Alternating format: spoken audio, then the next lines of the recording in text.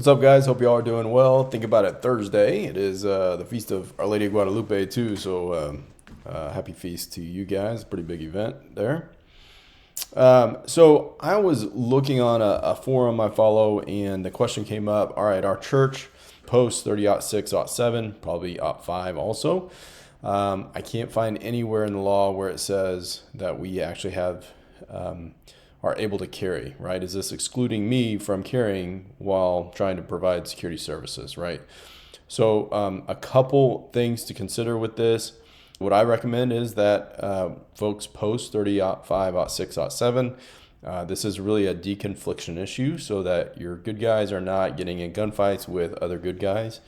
With that, though, the legal authority to carry on property comes from what is called effective consent. So if you look up, which is on the screen there, 30.06, which is under the criminal trespass penal code, that's where you will find this language. So basically it says a concealed carrier with a license cannot carry on the property without effective consent. So that just that language alone implies that if someone, the property owner, or a representative of the property gives effective consent, then that individual can carry on property. The other caveat to that is law enforcement. This does not apply to law enforcement officers. They can carry anywhere in the state. The other aspect to it is we also have authority through the Senate bills that were passed in 2019, which really gave, or 2018, 2019, which gave in Texas, volunteers the ability to provide security services to include carrying a firearm.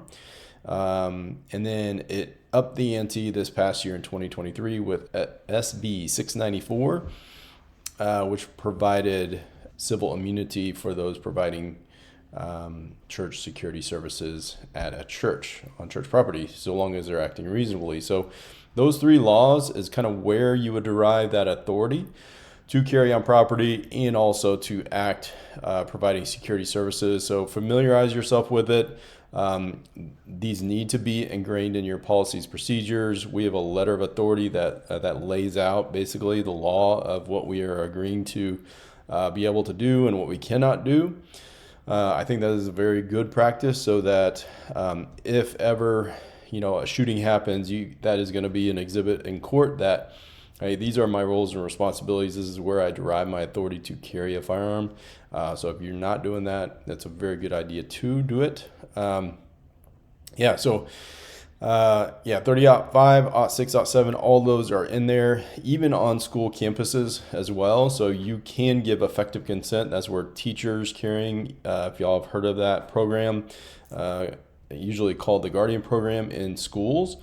That's where that's derived to. So it is against the law for anybody to carry on a school campus, school grounds, unless you're a law enforcement officer, with the exception of if a school representative, right, the superintendent, the principal, director of security gives effective consent to an individual. So that's where we derive that.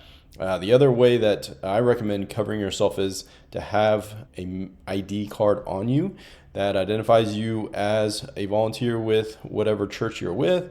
And on the back of that, we put language that describes that effective consent. So if you were to have a law enforcement officer come on property and they're questioning, hey, why are you carrying a firearm on church property? You have signs posted.